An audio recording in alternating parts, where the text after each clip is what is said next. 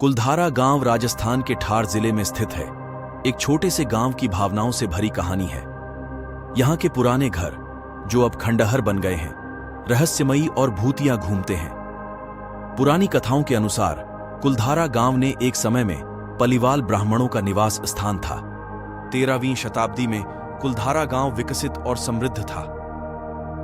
यह गांव ब्राह्मण समुदाय का एक प्रमुख केंद्र था और यहां के लोग अपने धार्मिक और सामाजिक जीवन का आनंद लेते थे।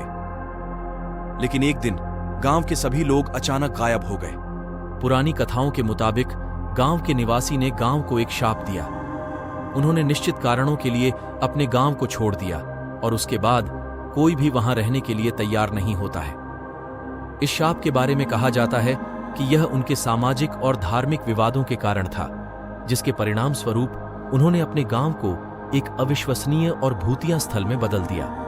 कुलधारा गांव में अब भी मान्यता है कि उसके पुराने घरों में भूतों की आत्माएं बसी हैं। रात के समय लोगों ने अजीब गरीब आवाजें सुनी हैं और अंधेरे में अज्ञात प्रेत की आत्मा देखी है। ये घटनाएं उस समय की घटनाओं का परिणाम मानी जाती हैं जब गांव के निवासी ने अपने भविष्य की भूल की जिम्मेदारी संभाल ली। आज के दौर में कुलधारा गांव एक पर्यटन स्थल के रूप में माना जाता है, लेकिन उसकी भूतिया कहानियों ने इसे एक रहस्यमय और अनूठे स्थान के रूप में बनाया है। लोग आते हैं यहाँ और गांव के इतिहास, उसकी कहानियां और भूतिया घटनाओं के बारे में जानकारी हासिल करते हैं, जो इस स्थल को एक विशेष स्थान बनाती है।